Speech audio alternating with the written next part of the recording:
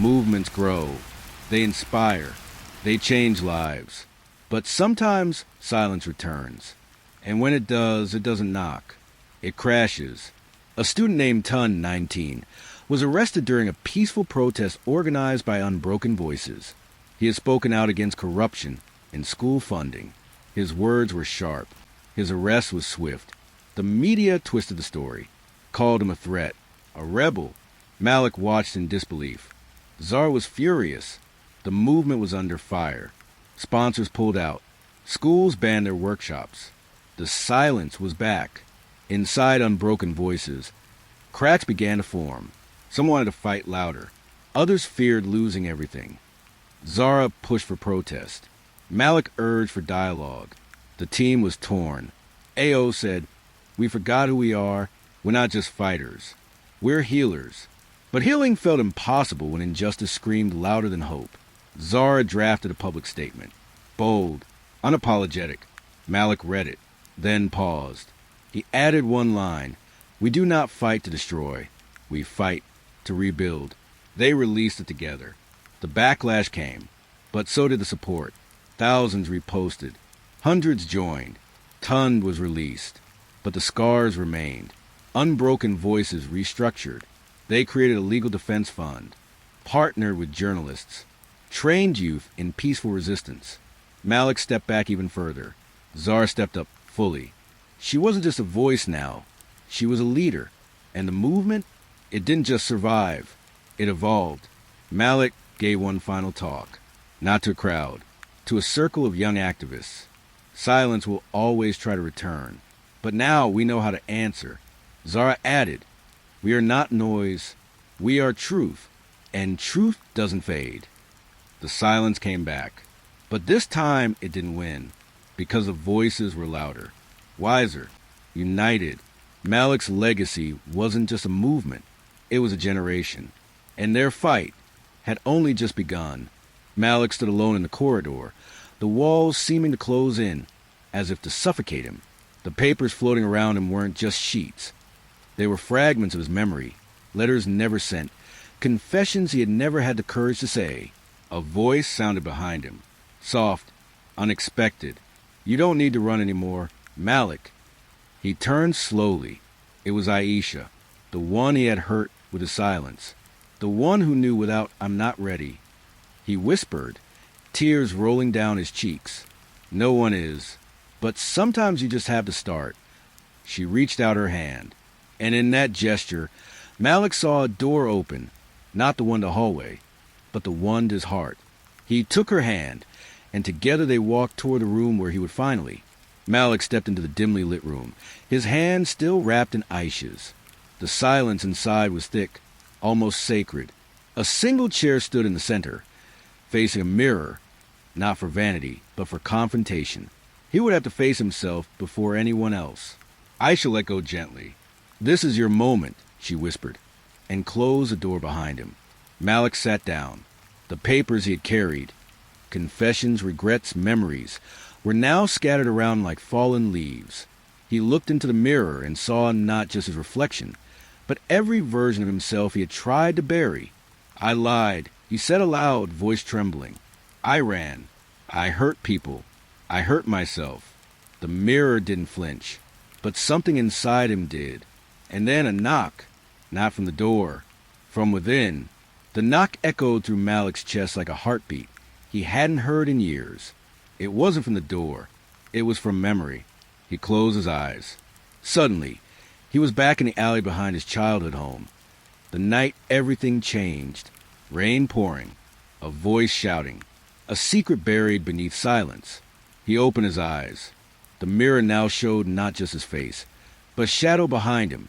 Not real, but familiar. "You promised you'd never tell," the shadow whispered. Malik stood up. His hands trembled, but his voice didn't. "I did, but silence has cost me everything." The papers around him began to glow faintly, as if they were waiting to be read aloud. One by one, he picked them up. Each one held a truth, a betrayal, a confession. He turned to the door. Aisha was still there, waiting. "I'm ready," he said. And for the first time, the door didn't feel like an exit. It felt like a beginning. Malik stepped into the room. It was quiet, but not empty. Around the table sat the people he had once called family, not by blood, but by bond. Aisha, Idris, Mama, Tenny, even Yusef, whose silence had always been louder than words. They looked at him, not with anger, but with expectation. Malik placed the papers on the table. One by one, he unfolded them. Each confession was read aloud. His voice cracked, but he didn't stop. I betrayed your trust. I let fear guide me. I disappeared when you needed me most. No one interrupted. No one looked away. When he finished, the room remained still. Then Mama Tenny spoke, her voice soft but firm. Truth is heavy, child, but you carried it here. That means something. Yusef nodded, for the first time in years. Aisha reached for his hand again, not to lead him this time, but to stand beside him. Malik didn't feel forgiven. Not yet, but he felt seen. And that was the beginning. The meeting ended in silence. Not the kind that hurts, the kind that heals. Malik stepped outside. The sun was low, casting long shadows across the pavement. For the first time in years, he didn't feel like he had to hide from them. Aisha joined him, her eyes searching his face. You did it, she said. Malik nodded, but his voice was quiet. I don't know what comes next. She smiled. That's the beauty of it. You get to choose. He looked down at the last paper in his hand, the one he hadn't read aloud. It was a letter to himself, a reminder that healing isn't a destination, but a direction. He folded it carefully and placed it in his pocket. As they walked away from the building, Malik didn't feel lighter. He felt stronger. The weight hadn't vanished. He had simply learned how to carry it. Days passed. Malik found himself waking earlier, breathing deeper. The weight hadn't disappeared, but it no longer crushed him. He began volunteering at the youth center, the same place he used to avoid. Now, he listened to others the way he wished someone had listened to him. One afternoon, a boy named Sammy sat beside him. You ever mess up so bad you think you can't fix it? He asked. Malik looked at him, eyes steady. Every day. But fixing isn't about undoing. It's about choosing better one moment at a time. Sammy nodded quietly. Later that night, Malik opened the letter he had written to himself. He added one final line. You are not your past. You are the choices you make now. He folded it again, placed it in a small box, and locked it away, not to forget, but to remember how far he'd come. One evening, while organizing old files at the youth center, Malik stumbled upon a sealed envelope. No name, no date, just a single word written in faded ink. Forgive. He hesitated, then opened it. Inside was a letter, not from him, but to him, written years ago by his father, before he disappeared. Malik's hands trembled as he read. I wasn't brave enough to stay, but I never stopped watching over you. I hope one day you'll understand that leaving wasn't the same as forgetting. Malik sat in silence, the words echoing through him like thunder in a quiet sky. He had spent years resenting a ghost. Now, he held proof that the ghost had once tried to speak. That night, he didn't sleep. He walked through the city, retracing old paths, searching for places that still held pieces of his father's story. By dawn, he stood at the edge of the river, the same place his father used to take him as a child. He whispered into the wind, I don't understand, but I'm willing to try. And for the first time, the silence felt like peace. Malik couldn't shake the feeling.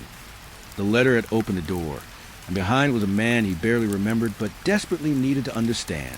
He began asking questions. Quietly, carefully, Mama Tenny gave him a name, Abdullah, a friend of his father's from the old neighborhood. Malik found him in a dusty tailor shop, stitching silence into every scene. He left because he thought it would protect you. Abdullah said, eyes heavy with memory. But guilt doesn't vanish. It just hides. Malik listened, heart pounding. Abdullah handed him a faded photo. His father, smiling beside a river, holding a notebook. He used to write everything down. If you want to find him, find the words. That night, Malik returned to the riverbank.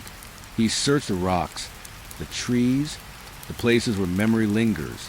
And there, tucked beneath a loose stone, he found a weathered journal. Inside, pages of thoughts, regrets, and one final message. If you're reading this, it means you're braver than I was.